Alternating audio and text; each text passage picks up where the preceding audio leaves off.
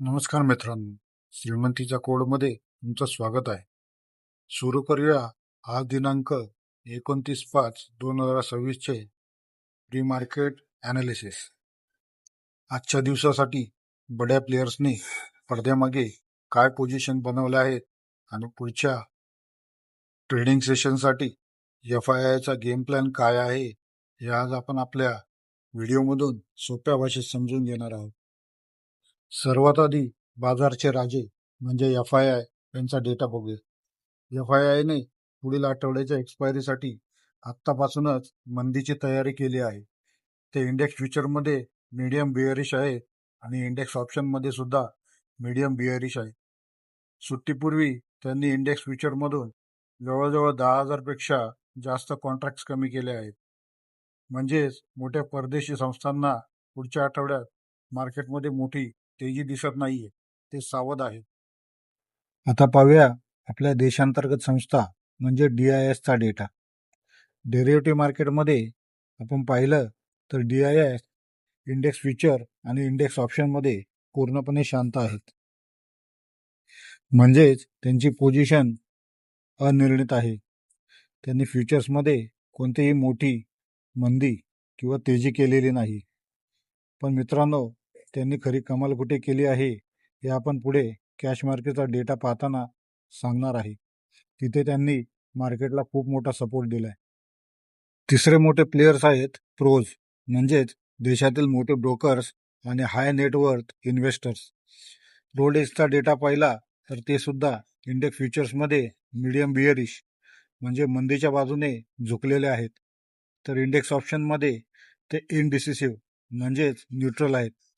म्हणजेच काय तर बाजारातील तिन्ही मोठे आणि हुशार प्लेयर्स सध्या बाजारात आंधळेपणाने मोठी तेजी करायला अजिबात तयार नाहीयेत. आता येतोय बाजारातील सर्वात मोठा ट्विस्ट. हा डेटा पहा. क्लायंट्स म्हणजेच आपल्यासारख्या रिटेल ट्रेडर्सचा, जिथे संपूर्ण स्मार्ट मनी शांत किंवा मंदीत आहे, तिथे आपले रिटेलर्स इंडेक्स फ्युचरमध्ये स्ट्रॉंग बुलिश आणि स्टॉक फ्युचरमध्ये स्ट्रॉंग बुलिश आणि इंडेक्स ऑप्शनमध्येही स्ट्रॉंग बुलिश होऊन बसलेत. रिटेलर्सने तब्बल 8 लाखांहून जास्त कॉल ऑप्शन बाय करून ठेवले आहेत.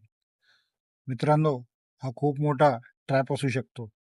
जेव्हा जेव्हा रिटेल ट्रेडर्स असे टोकाचे बुलिश होतात, तेव्हा बडे प्लेयर्स मार्केटवर येऊन त्यांना अडकवतात आणि तिथून मोठी नफा वसुली करतात. आता या सर्वांचा परिणाम कॅश मार्केटवर कसा झालाय ते पहा. सुट्टीपूर्वीच्या सत्रात FIIने कॅश मार्केटमध्ये जवळजवळ 1,043 कोटींची नेट विक्री केली आहे. पण जसं मी आधी म्हटलं होतं, आपल्या DIने मात्र 3,821 कोटींची प्रचंड मोठी ती खरेदी करून मार्केटला खालच्या पातळीवरून कोसळण्यापासून वाचवले आहे. FIIची ही सलग विक्री आणि DIचा हा मोठा सपोर्ट याचमुळे मार्केट सध्या एका रेंजमध्ये अडकले आहे. मग आजच्या ट्रेडिंग सत्रासाठी आपला प्लॅन काय असेल? निफ्टी सध्या 23,900च्या आसपास ट्रेड करते. डेटा मंदीचा असल्यामुळे जोपर्यंत निफ्टी 24,050च्या वर जाऊन टिकत नाही, तोपर्यंत कॉल साईडला मोठी पोझिशन बनवण्याची चूक करू नका.